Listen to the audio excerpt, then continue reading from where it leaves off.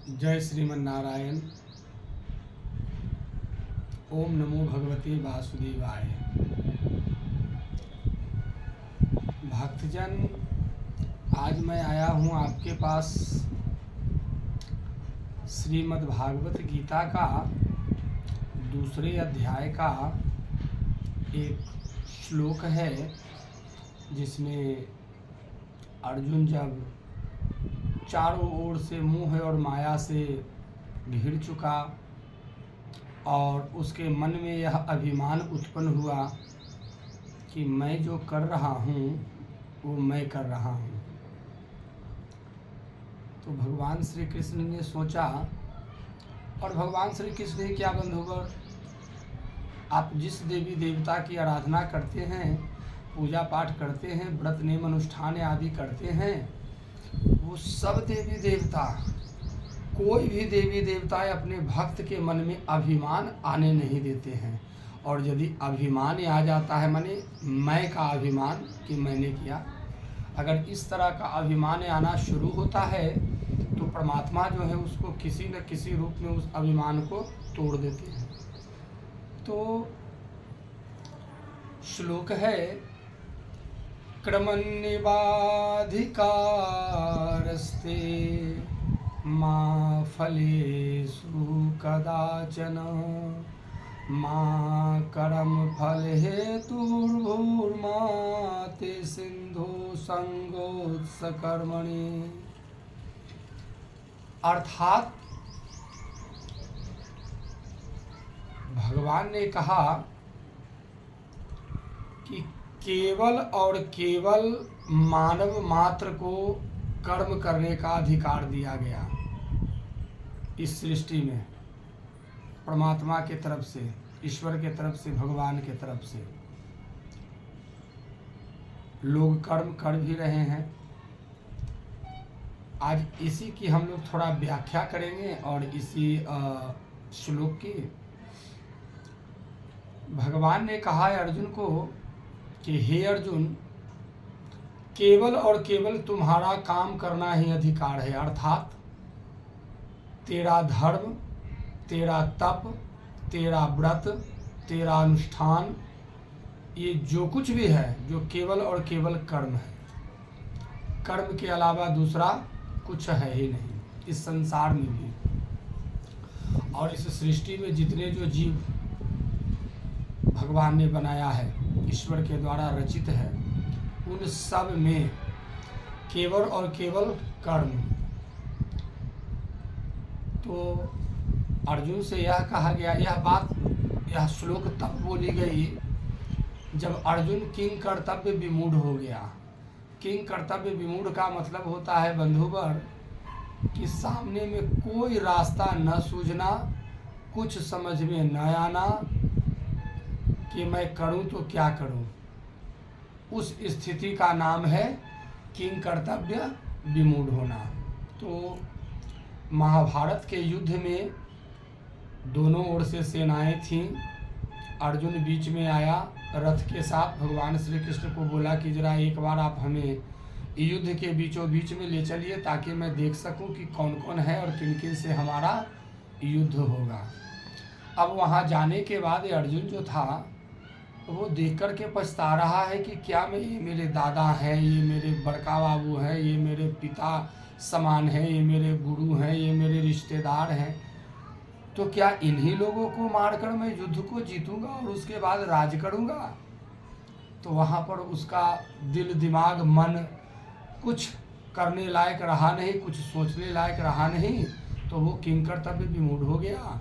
और भगवान श्री कृष्ण ने उसी जगह पर इस श्लोक को बताया कि हे अर्जुन, यूँ तो कर्म करने के लिए इस संसार में भेजा ही गया है, और जितने जो चराचर जीव जो हैं इस जगत में, वो सभी कुछ न कुछ कर्म करते ही रहते हैं, और बिना कर्म किए हुए एक क्षण भी कोई भी नहीं रह सकता। यदि आप सोते हैं तो यह भी एक कर्म है, यदि आप देखते हैं तो यह भी एक कर्म है, यदि आप श्रवण करते हैं तो यह भी एक कर्म है। तो अर्जुन ने कहा कि हे प्रभु, क्या मैं कर्म नहीं करता हूँ? मैं तो कर्म करता हूँ। तो भगवान ने कहा कि कर्म आप करते हो, लेकिन जिस समय में जिस कर्म को करना चाहिए वो नहीं करते हो। अभी आप युद्ध के मैदान में हो, रण क्षेत्र में हो, और इस जगह पर आने के बाद आप कहोगे कि हम युद्ध नहीं करेंगे, हम गांडीव नहीं उठाएंगे, हम धनुष पर बाण नहीं चढ़ाएंगे, ये मेरा दादा है, ये मेरा मामा है, ये मेरा काका है, ये मेरा भाई है, तो ये तुम्हारा पाप होगा। क्यों? क्योंकि युद्ध के मैदान में केवल और केवल एक ही कर्म होता है योद्धाओं का, उस कर्म का नाम है युद्ध करना। अतः भगवान अपने वाणी से, अपने विचार से अर्जुन को बता रहे हैं, समझा रहे हैं और सिखा रहे हैं, प्रेरित कर रहे हैं और उन्हें अपने कर्म के प्रति जगा भी रहे हैं। तो बंधुवर, हम भी आप लोगों को अपने इस चैनल के माध्यम से, इस वीडियो के माध्यम से जगाने का काम करता हूँ। परमात्मा के असीम अनुकंपा से हमें यह प्रेरणा मिली कि आज का जो समाज है, आज का जो मानव है, आज के लोगों के विचार जो हैं इतने दूषित हो गए, इतने गंदे हो गए, इतने कलुषित हो गए हैं कि कोई भी मानव जो है अपने कर्तव्यों का सही तरीका से निर्वाह और निर्वहन नहीं कर रहा है। उसे केवल और केवल एक ही चीज़ सूझ रहा है, वह है धन कमाना। धन कमाना अच्छी बात है, आप धन कमाओ, परमात्मा की कृपा बनी रहे, आप दिन दुना रात चौगुना कमाओ, लेकिन वह धन किस तरीके से आ रहा है, किस रास्ते से आ रहा है, किस कर्म से आ रहा है, इस पर एक बार विशेष रूप से ध्यान अवश्य दो। क्योंकि इसी मद्भागवत गीता में भगवान कृष्ण ने ही कहा है कि अन्याय और अनीतिपूर्ण तरीके से कमाया गया धन सर्वप्रथम अपने कर्ता का नाश करता है।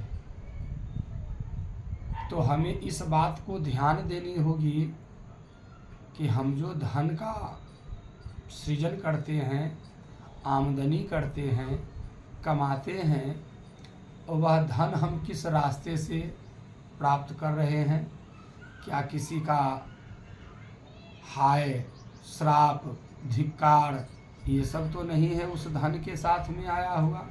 किसी की करुणा, किसी की चीख पुकार, किसी का करुण क्रंदन तो नहीं है उस धन के साथ में।